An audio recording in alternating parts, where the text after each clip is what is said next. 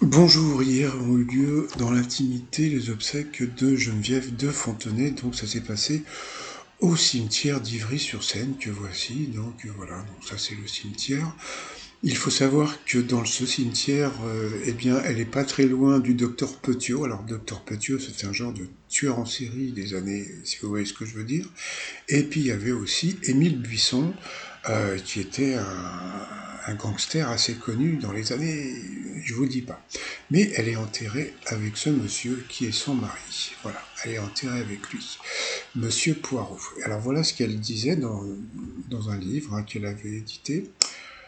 Donc elle avait dit que bon bah alors déjà elle avait prévu son décès, donc elle avait dit peu à peu la mort est devenue une véritable obsession. Lorsqu'on me demande à quelle heure je serai présente à un rendez-vous, je réponds toujours que je sais quand je pars, mais que je ne sais pas quand, si j'y arriverai. Il peut se passer tellement de choses en une heure, un accident de voiture, une crise cardiaque, hop, direction Ivry. Donc quelque part, elle avait prévu que la crise cardiaque, puisque c'est de ça qu'elle est décédée.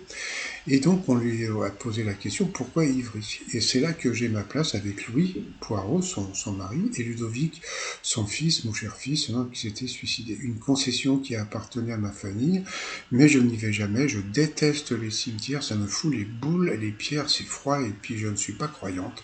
Je pense qu'il n'y a rien après la mort si ce n'est un tas de chair en décomposition qui deviendront poussière. C'est la raison pour laquelle je ne me rends jamais sur la sépulture de mes proches, je n'ai pas besoin de me retrouver dans ces lieux où plane la grande faucheuse pour penser à eux. Je ne comprends pas ces gens qui vont sur les tombes le 1er novembre avec leur peau de chrysanthème. On dit qu'ils font leur BA, on dirait qu'ils font leur BA pour le reste de l'année. C'est de l'hypocrisie à grande échelle, mais ça fait le bonheur des fleuristes. Donc voilà ce qu'elle pensait de la mort. Donc c'est du Geneviève de Fontenay. Allez, qu'elle repose en paix, papa.